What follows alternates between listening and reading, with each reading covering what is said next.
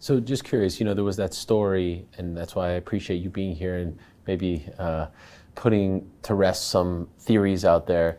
NXT went head-to-head with AEW. It couldn't beat them. We're going to punish it. Was that a real thing? No. Nonsense. No, look, we do. People put so much pressure on all this competitive wars. It never was that. Look, first of all, they beat our developmental system. Good for them, right? No, it was never that. It was never. There was never even a pressure of like, oh, you have to beat that. Like, it was never that. It's put on the best product we could. Like I said, it shifted over time. During the pandemic, all of that shifted over time, and the opportunity for us to change it back to what it truly was, right? When you look at a lot of the stars that have come through that system, that had either started from zero or very little exposure anywhere, and then became massive stars with us. God, it's so many people, and we had lost the ability to take those people and groom them from the ground up.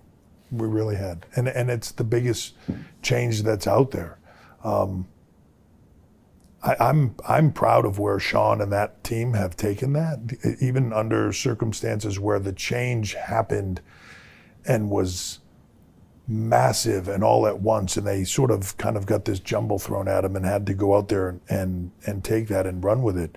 The job they've done is amazing, and now I think you're starting to see people begin to, they got a clean slate, and all these athletes you'd never heard of and never seen before, and they're green and don't know what they're doing, and they're out there doing this. You're seeing it now start to pick up tempo again and start to become what it is again. I truly believe in that brand still. I think you'll see that here as well. Like the decision to pull NXT UK back,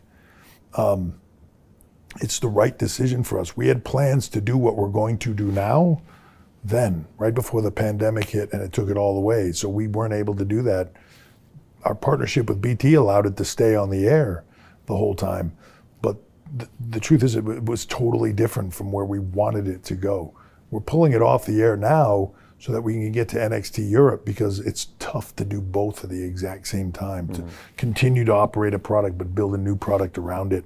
We're going to pull it off for a little bit. We're going to bring NXT Europe back in a bigger way than it ever was before. And the intent is, hopefully, if we're successful at it, to replicate that. So it's NXT Europe, it's NXT India, it's NXT South Africa, it's NXT Mexico.